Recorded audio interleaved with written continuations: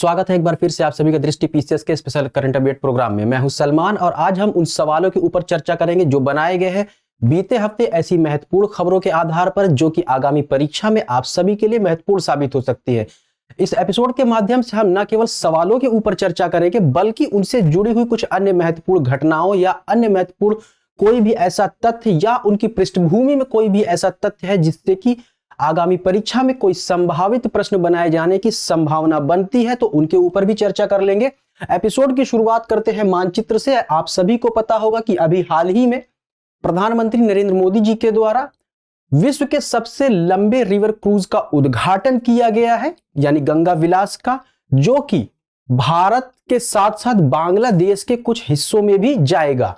तो आप सभी को यहां मानचित्र पर यह बताना है कि बांग्लादेश की सीमा से सटे हुए भारत के वो कौन कौन से राज्य हैं जो कि अपनी सीमा को बांग्लादेश की सीमा के साथ साझा करते हैं। तो यहां मानचित्र पर अगर देखें, ये बांग्लादेश रहा और इससे सटे हुए अगर स्थानों की हम बात करें या वह कौन कौन से भारत के राज्य हैं, तो उसमें मुख्य रूप से बांग्लादेश, असम, मेघालय और त्रिपुरा, यानी कि भारत के वो 4 राज्य हैं, वेस्ट बंगाल, असम, मेघालय और त्रिपुरा, जो कि बांग्लादेश की सीमा के साथ अपनी सीमा को साझा करते हैं। और आप सभी के लिए एक होमवर्क ये है कि गंगा विलास जो रिवर क्रूज है वो भारत के 5 राज्यों से होकर के गुजरते हुए बांग्लादेश तक जाएगा। तो आप सभी को कमेंट सेक्शन में वो 5 राज्य बताने हैं जहां जहां से यह रिवर क्रूज गुजरेगा। आइए एपिसोड के पहले सवाल को देखते हैं। सवाल पूछा गया है, पहली बार विश्व हिंदी सम्मेलन का आयोजन कहां किया गया? विकल्प है नई दिल्ली, नागपुर, भोपाल या लखनऊ। यहां पर विश्व हिंदी सम्मेलन की बात कर रहा है। आप सभी को पता है कि भारत में हिंदी दिवस भी मनाया जाता है जो कि 14 सितंबर को मनाया जाता है। और ये जो 14 सितंबर को हिंदी दिवस भारत में मनाया जाता है वो भारत में लोगों को हिंदी के प्रति जागरूक करने, साथ ही साथ हिंदी भाषा को बढ़ावा देने के लिए मनाया जाता है। लेकिन विश्व हिंदी दिवस की अगर हम बात करते हैं तो वर्ष 2006 में भारत सरकार के द्वारा 10 जनवरी को विश्व हिंदी दिवस के रूप में मनाए जाने की घोषणा की गई।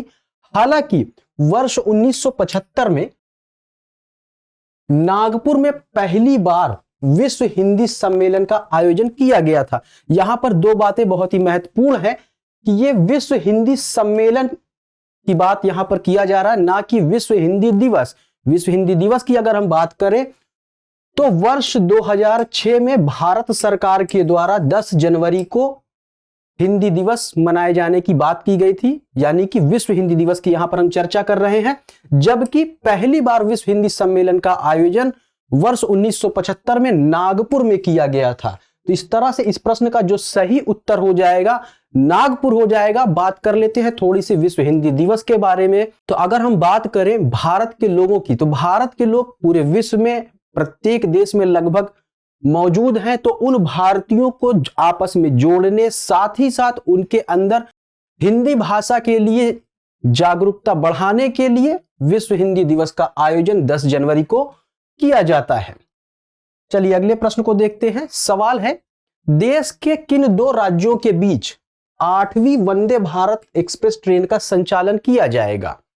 विकल्प है उत्तर प्रदेश, बिहार, मध्य प्रदेश, राजस्थान, तेलंगाना, आंध्र प्रदेश या सबसे अंत में है महाराष्ट्र और गुजरात।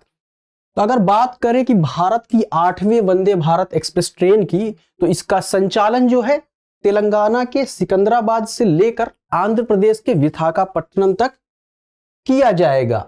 और यह भारत की 8वीं वंदे भारत ट्रेन होगी। अगर बात करें दक्षिण राज्यों की, तो यह दक्षिण राज्यों की दूसरी वंदे भारत ट्रेन होगी। इससे संबंधित कुछ महत्वपूर्ण बातों को अगर देखें तो ये 702 किलोमीटर की दूरी जो है 8.5 घंटे में तय करेगी। और इस यात्रा के दौरान जो कि सिकंदराबाद शुरू होकर के आंध्र प्रदेश के विशाखापट्टनम में समाप्त होगी, तो बीच में आने वाले कौन कौन से वो पड़ाव है, तो उसमें राजामुंद्री, विजयवाड़ा और वारंगल, ये 3 स्टेशन है जहां पर यह ट्रेन रुकेगी। दक्षिण भारत की यह दूसरी ट्रेन है, यानी दक्षिण भारत की यह दूसरी वंदे भारत ट्रेन है। अगर बात करें कि पहली ट्रेन कौन सी है या कहां कहां के बीच संचालित की जा रही है, तो पहली वंदे भारत ट्रेन जो कि दक्षिण भारत में संचालित की जा रही है वो मैसूरू से लेकर के चेन्नई के बीच चलाई जा रही है। तो ये कुछ मुख्य बातें रही वंदे भारत ट्रेन से जुड़ी हुई। चर्चा कर लेते हैं अगले प्रश्न पर। सवाल है, इस वर्ष आयोजित किए जाने वाले राष्ट्रीय युवा दिवस की थीम क्या है? विकल्प है सशक्त युवा देश का भविष्य, विकसित युवा विकसित भारत, आज का युवा कल का भविष्य, या युवा भारत सशक्त भारत। तो अगर बात करें वर्ष 2023 में आयोजित होने वाले राष्ट्रीय युवा दिवस की, तो इसकी थीम है विकसित युवा विकसित भारत।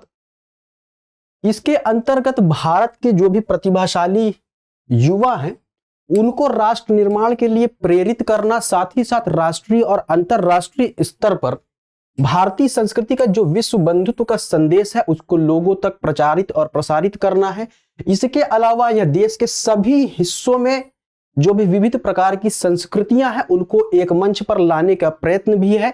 और इसके अलावा जो भी इसके अंतर्गत प्रतिभागी हैं उनके अंदर एक भारत और श्रेष्ठ भारत की भावना को भी जागृत करना है। और बात कर ले अगर इसके आयोजन की, तो इसका आयोजन जो है 12 जनवरी से 16 जनवरी तक कर्नाटक के हुबली धारवाड़ में आयोजित किया जा रहा है। तो यहां पर ये कुछ मुख्य बातें हैं जो कि इससे संबंधित महत्वपूर्ण हो जाती हैं, जिसको कि आगामी परीक्षा में पूछा जा सकता है। तो आप लोग चाहे तो इसका स्क्रीनशॉट ले सकते हैं, क्योंकि यहां पर 2-3 बातें बहुत ही महत्वपूर्ण हो जाती है। एक तो इसका आयोजन कब से कब किया गया, कहां पर किया गया, इसके अंतर्गत किस भावना को युवाओं में जगाया जा रहा है या प्रेरित किया जा रहा है, या किस भावना से जो भी इसमें प्रतिभागी हैं उनको जोड़ने की बात की गई है इसके अंतर्गत। तो एक भारत श्रेष्ठ भारत की भावना से प्रतिभागियों को जोड़ने की कवायद इसके अंतर्गत शुरू की गई है। तो आप लोग चाहें तो इसका स्क्रीनशॉट ले सकते हैं। चलिए एपिसोड को आगे बढ़ाते हैं और अगला सवाल देखते हैं। हाल ही में किस रेलवे स्टेशन को ईट राइट स्टेशन का सम्मान मिला है? विकल्प है नागपुर, दिल्ली, भोपाल या वाराणसी। तो अभी हाल ही में FSSAI के द्वारा वाराणसी को ईट राइट स्टेशन का सम्मान दिया गया है। यहां पर एक होमवर्क है आप लोगों के लिए कि FSSAI का फुल फॉर्म क्या है, इसको आप सभी को कमेंट सेक्शन में बताना है। बात कर लेते हैं इससे जुड़ी हुई कुछ महत्वपूर्ण बातों की। तो सबसे पहले FSI जो है भारत के विभिन्न स्टेशनों को यात्रियों के फीडबैक के आधार पर रैंकिंग प्रदान करता है, जो कि 1 से 5 पॉइंट तक होता है। यानी कि स्टेशनों को 1 से 5 पॉइंट दिए जाते हैं, और जो 5 पॉइंट होता है वो यह दर्शाता है कि कोई भी स्टेशन जिसे 5 पॉइंट FSSAI के द्वारा दिया गया है वह स्टेशन जो है यात्रियों को पौष्टिक, सुरक्षित और स्वस्थ भोजन उपलब्ध कराने में एक बेंचमार्क को सेट किया है। तो इसके अंतर्गत अभी वाराणसी को ईट राइट स्टेशन का सम्मान दिया गया है। चलिए अगले प्रश्न पर चर्चा करते हैं। सवाल है, चर्चा में रहा दीपोर बील रामसर स्थल देश के किस राज्य में स्थित है? विकल्प है अरुणाचल प्रदेश, सिक्किम, असम या पश्चिम बंगाल। तो इस प्रश्न का जो सही उत्तर है असम है। परियोजनाओं और शहर के कचरे से परेशान असम की अगर बात करें तो अभी हाल ही में असम में स्थित गुवाहाटी वन विभाग के द्वारा गुवाहाटी के दक्षिण पश्चिम में स्थित दीपोर बील में पक्षियों की गणना कराई गई है। और इस गणना के मद्देनजर ऐसा देखा गया है कि वहां पर जो भी प्रजातियां रह रही हैं उन प्रजातियों में वृद्धि हुई है, साथ ही साथ पक्षियों की संख्या में भी वृद्धि हुई है, जिसकी वजह से जो दीपोर बील रामस्थल साइट जो कि एकमात्र रामस्थल साइट है असम में, चर्चा में बन गया है। तो इस तरह से इस प्रश्न का जो सही उत्तर हो जाएगा सी वाला हो जाएगा, यानी कि दीपोर बील रामस्थल जो है असम में स्थित है। अगला सवाल है, हाल ही में लॉन्च किया गया दुनिया का सबसे लंबा नदी क्रूज गंगा विलास किन 2 देशों के बीच सेवाएं प्रदान करेगा? विकल्प है भारत और श्रीलंका, भारत और बांग्लादेश, भारत और नेपाल, भारत और थाईलैंड। जैसा कि इसके बारे में मैंने जिक्र शुरुआत में ही की, तो यह भारत और बांग्लादेश के बीच सेवाएं प्रदान करेगा। अगर बात करें इससे कुछ जुड़ी हुई महत्वपूर्ण बातों की, तो उसमें मुख्य रूप से कि यह क्रूज जो है 3200 किलोमीटर का सफर तय करेगा और भारत के 5 राज्यों के अलावा बांग्लादेश के कुछ हिस्सों से होकर भी गुजरेगा। और इसकी शुरुआत जो है उत्तर प्रदेश के वाराणसी से की गई है और बांग्लादेश होते हुए ये सबसे अंत में असम के डिब्रूगढ़ तक जाएगी। अगर बात करें इस डेक जहाज की, यानी जो यह क्रूज है, तो यह 62 मीटर लंबा और 12 मीटर चौड़ा है, जो कि राष्ट्रीय जलमार्ग 1 को जोड़ने के अलावा, जिसमें कि ब्रह्मपुत्र नदी पर गंगा और राष्ट्रीय जलमार्ग 2 शामिल है, यह क्रूज 27 नदियों को पार करेगा। इसमें यानी कि इसमें ब्रह्मपुत्र और गंगा तो शामिल ही हैं, इसके अलावा यानी कि कुल नदियों की संख्या की अगर बात करें जिससे होकर के यह रिवर क्रूज गुजरेगा तो उनकी संख्या 27 हो जाती है। तो इससे संबंधित कुछ महत्वपूर्ण बातें रही और प्रबल संभावना है कि इससे संबंधित कोई सवाल आगामी परीक्षा में जरूर पूछा जाए, क्योंकि यह जो है दुनिया का सबसे लंबा क्रूज है। तो इसकी महत्वपूर्णता या इसकी महत्ता इसी से बढ़ जाती है कि यह विश्व का सबसे लंबा क्रूज है, लिहाजा इस पे संभावित सवाल बनाए जाने की प्रबल संभावना बन जाती है। तो आप लोग चाहे तो इसका स्क्रीनशॉट ले सकते हैं। चलिए एपिसोड को आगे बढ़ाते हैं। अगले सवाल से पहले आप सभी विद्यार्थियों के लिए एक सूचना है, और सूचना यह है कि दृष्टि संस्थान की ओर से जो भी बिहार लोक सेवा आयोग के द्वारा आगामी मेंस की परीक्षा आयोजित की जाएगी, उसके लिए कक्षाएं प्रारंभ कर दी गई हैं और ये कक्षाएं ऑनलाइन मोड पर होंगी, जिसे आप दृष्टि लर्निंग ऐप के माध्यम से प्राप्त कर सकते हैं। इससे संबंधित कुछ खास विशेषताएं यहां पर दी हुई हैं। इसके अलावा कोई भी छात्र या छात्राएं जो इस कोर्स में प्रवेश लेने के लिए इच्छुक है, कोई जानकारी चाहते हैं इससे जुड़ी हुई या कोई अन्य जानकारी भी चाहते हैं, तो इस दिए गए संपर्क नंबर पर कॉल करके जो भी जानकारी चाहते हैं वो प्राप्त कर सकते हैं, साथ ही साथ इस कोर्स में प्रवेश ले सकते हैं। यहां पर एक बात और बता दें कि मेंस के अलावा जो आगामी बिहार की प्रीलिम्स की परीक्षा है, उसके लिए भी दृष्टि संस्थान की ओर से कक्षाएं शुरू कर दी गई है। तो जो भी छात्र छात्राएं इससे जुड़ना चाहते हैं, हमारे कोर्स से जुड़ करके दृष्टि संस्थान का एक अभिन्न हिस्सा बन करके अपनी प्रतियोगी परीक्षा को आगे बढ़ा सकते हैं और सफलता प्राप्त कर सकते हैं। चलिए अगले प्रश्न को देखते हैं। सवाल है, वीर गार्जियन सैन्य अभ्यास किन 2 देशों के बीच आयोजित किया जाता है? विकल्प है भारत और जापान, भारत और श्रीलंका, भारत और इंडोनेशिया, या सबसे अंत में भारत और नेपाल। वीर गार्जियन सैन्य अभ्यास की अगर हम बात करते हैं तो वायु रक्षा के क्षेत्र में सहयोग बढ़ाने के लिए इसका आयोजन भारत और जापान के बीच किया जाता है। इससे संबंधित कुछ अन्य बातों पर भी एक बार नजर डाल लेते हैं। तो सबसे पहले ये वायु रक्षा सहयोग बढ़ाने के लिए आयोजित किया जाता है और इसका आयोजन 12 से 26 जनवरी तक किया जा रहा है जापान के हयाकुरी एयरबेस में। ये स्थान महत्वपूर्ण हो जाता है क्योंकि परीक्षा में स्थान भी पूछ लेता है। इसके अलावा अगर हम बात करें तो इस अभ्यास में भारत के वो कौन कौन से फाइटर प्लेन हैं जो कि भाग ले रहे हैं, तो सुकोई 30 MKI, इसके अलावा भारत के 2 C-17 और एक IL-78 विमान भाग ले रहे हैं। वहीं अगर जापान की तरफ से हम बात करें तो Japan air self defence force के 4 F-2 और 4 F-15 विमान जो है इसमें भाग ले रहे हैं। तो इससे संबंधित कुछ महत्वपूर्ण बातें रही, आप लोग इसका चाहे तो स्क्रीनशॉट ले सकते हैं। चलिए अगले प्रश्न की तरफ रुख करते हैं। सवाल है, हाल ही में भारत द्वारा किस मिसाइल का रात्रिकालीन सफल परीक्षण किया गया है? विकल्प है अग्नि 2, आकाश 2, नाग 2 या पृथ्वी 2। तो अभी हाल ही में पृथ्वी 2 का परीक्षण किया गया है। और कहां पर यह परीक्षण किया गया है? तो अगर बात करें तो भारतीय सेना और DRDO ने उड़ीसा के चांदीपुर के ITR परिसर में रात्रि के समय इसका सफलतापूर्वक परीक्षण किया है। हालांकि इसकी जो टेस्टिंग है पहले भी की जा चुकी है। अगर बात करें अग्नि 2 मिसाइल की तो इसे मौत और तबाही की मिसाइल के तौर पर देखा जा सकता है। इसकी खासियत की अगर हम बात करें तो इसमें सिंगल स्टेज का लिंक्ड इंजन शामिल है। वहीं इसकी बात करें पेलोड की तो यह अधिकतम 500 किलोग्राम का पेलोड अपने साथ ले जा सकती है। इसके अलावा इसमें उच्च स्तर के विस्फोटक, छेद करने वाले क्लस्टर बम, टुकड़े करने वाले और गर्मी पैदा करने वाले रासायनिक और टैक्टिकल परमाणु हथियार लगाए जा सकते हैं।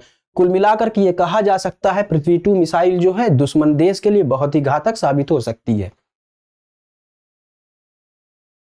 अगला सवाल है, ग्लोबल इकोनॉमिक प्रोस्पेक्टस रिपोर्ट किसके द्वारा जारी की जाती है? विकल्प है विश्व बैंक, विश्व आर्थिक मंच, संयुक्त राष्ट्र या उपरोक्त में से कोई नहीं। तो ग्लोबल इकोनॉमिक प्रोस्पेक्टस जो है विश्व बैंक के द्वारा जारी की जाती है। अभी हाल ही में यह रिपोर्ट जारी की गई है और इस रिपोर्ट के मद्देनजर बात करें तो वर्ष 2021-22 में जो भारत की ग्रोथ रेट थी यानी कि 8.7%, इसकी तुलना में इस रिपोर्ट में वर्ष 2022-23 में 6.9% रहने की संभावना जताई जा रही, यानी कि वर्ष 2022 और 23 में भारत की जो ग्रोथ रेट होगी वो 6.9% रहने की संभावना इस रिपोर्ट के अनुसार जताई जा रही है। अगर बात करें कि इसके पीछे कारण क्या है, तो मुख्य रूप से वैश्विक स्तर पर जो भी सुस्ती देखी जा रही है अर्थव्यवस्था में, उसके अलावा जो एक अनिश्चितता बनी हुई अर्थव्यवस्था में, उसके बाद से ऐसा अनुमान लगाया जा रहा है कि भारत की जो ग्रोथ रेट है वो पिछले वर्ष की तुलना में थोड़ी सी कम होगी, क्योंकि निर्यात और निवेश दोनों पर असर पड़ेगा। लेकिन अगर बात करें विश्व के 7 सबसे बड़े उभरते और विकासशील देशों की, तो उनमें भारत की जो विकास दर है वो सबसे ज्यादा होगी या सबसे तेज होगी। तो इस रिपोर्ट के मुताबिक कुछ अर्थव्यवस्था से जुड़ी हुई बातें बताई गई हैं। चलते हैं अगले प्रश्न की तरफ। सवाल है, हाल ही में कहां school of logistics, waterways and communication का उद्घाटन किया गया? विकल्प है अगरतला, गुवाहाटी, दिल्ली या जयपुर।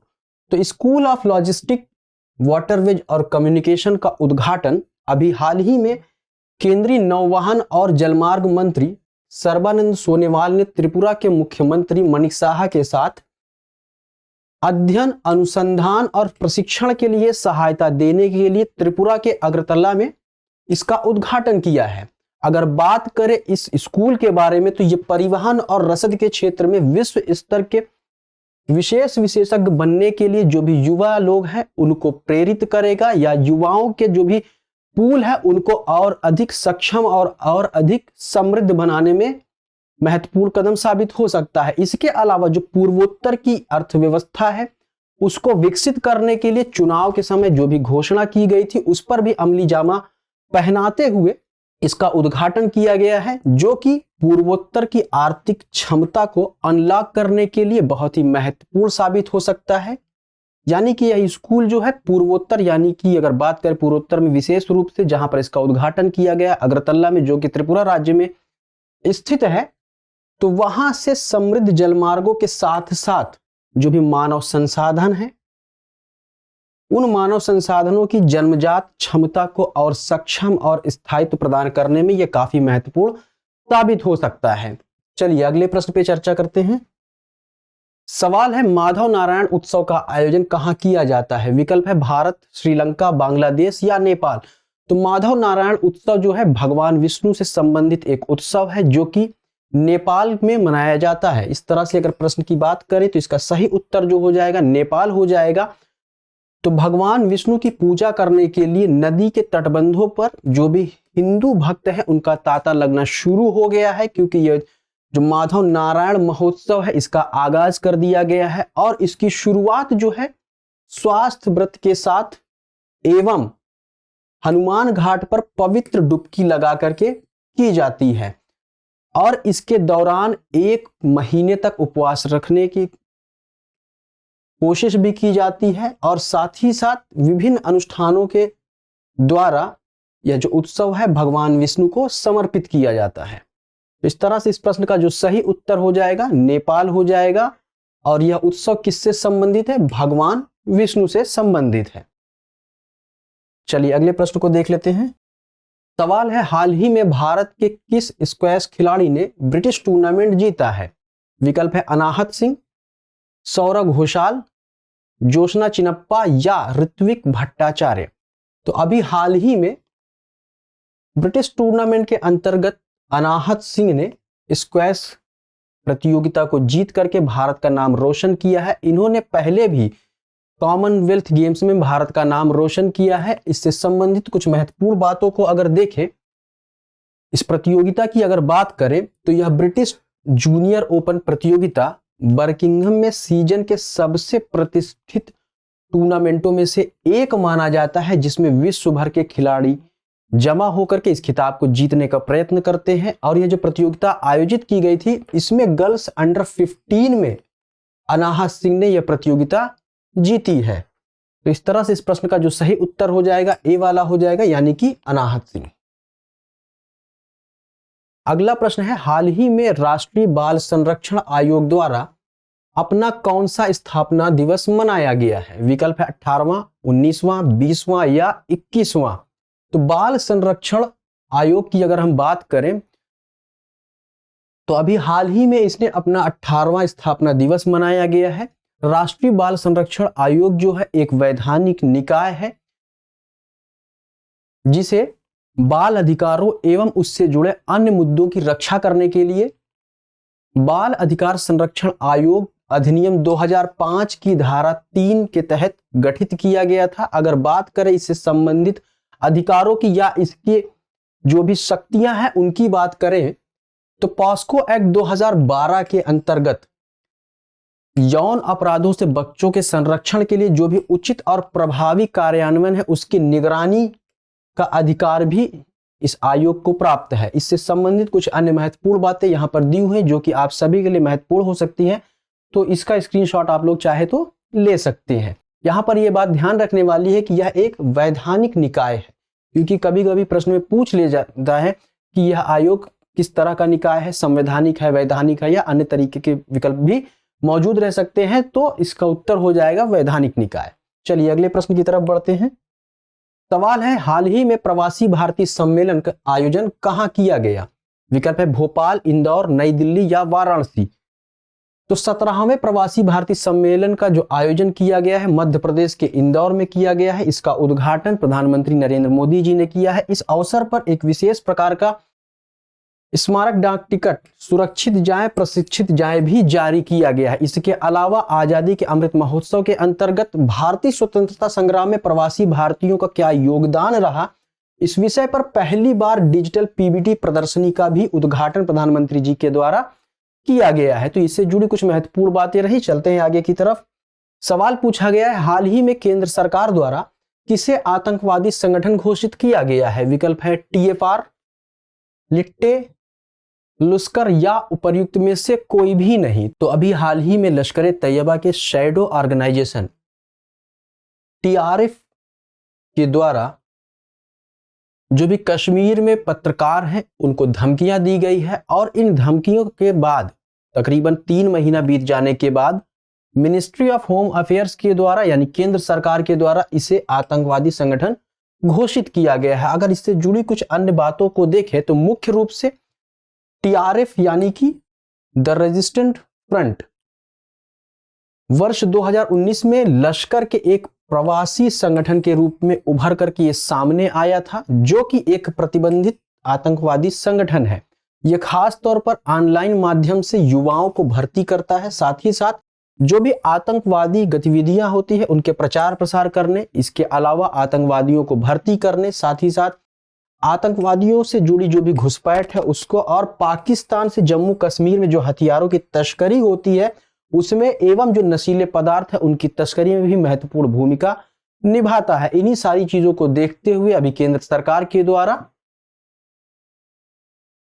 टीआरएफ पर प्रतिबंध लगाया गया है, यानी कि इसे आतंकवादी संगठन घोषित करते हुए इस पर प्रतिबंध लगा दिया गया है। तो ये रहा आज के एपिसोड का अंतिम सवाल। हमें उम्मीद है कि इन सवालों के माध्यम से जिन खबरों जिन तथ्यों पर चर्चा की गई वो आगामी परीक्षा में आप सभी के लिए महत्वपूर्ण साबित होंगे। तो मिलते हैं अगले एपिसोड में कुछ नए सवालों के साथ। तब तक पढ़ते रहिए, आगे बढ़ते रहिए। शुक्रिया।